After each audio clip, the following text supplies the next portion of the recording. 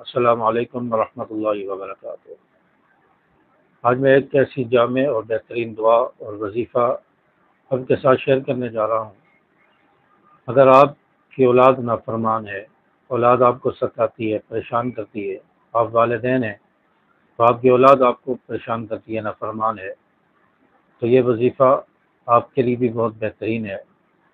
اگر آپ شادی شدہ ہیں اور آپس میں میاں بیوی میں جھگڑا رہتا ہے، آپس میں انبن رہتی ہے، میاں بیوی کی آپس میں نہیں بنتی، تو یہ دعا آپ کے لیے بھی بہترین ہے۔ اگر آپ بچے ہیں اور آپ کے والدین سخت مزاج ہیں، آپ کے والدین آپ پر سختی کرتے ہیں، سخت مزاج ہیں، تو اس دعا کو اگر آپ پڑھیں گے تو آپ کے والدین کا مزاج انشاءاللہ نرم ہو جائے گا، والدین آپ پر رحم دل ہو جائیں گے۔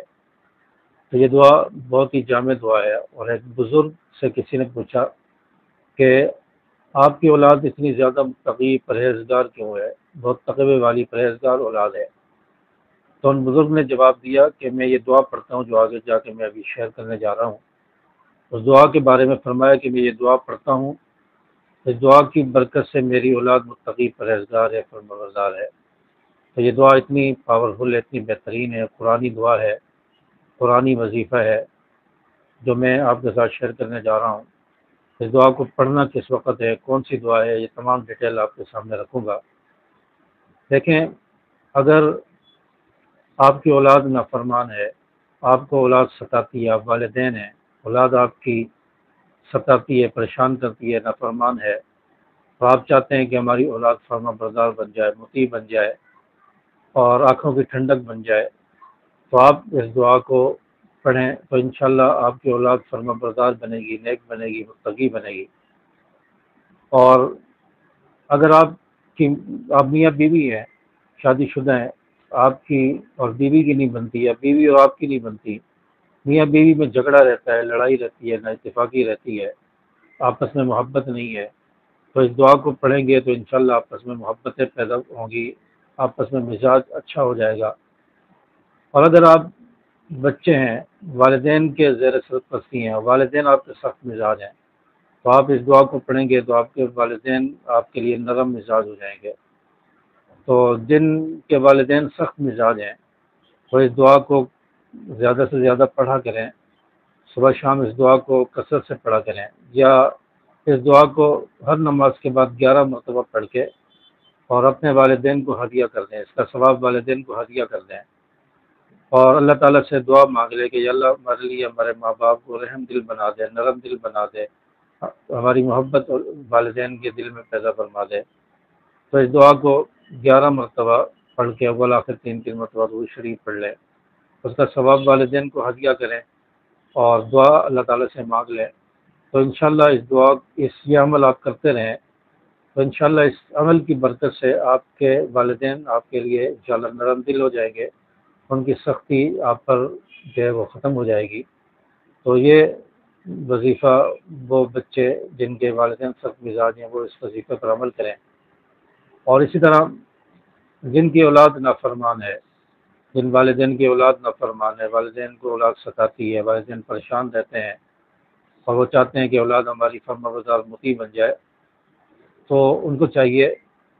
کہ ہر نماز کا سلام پھیرنے سے پہلے،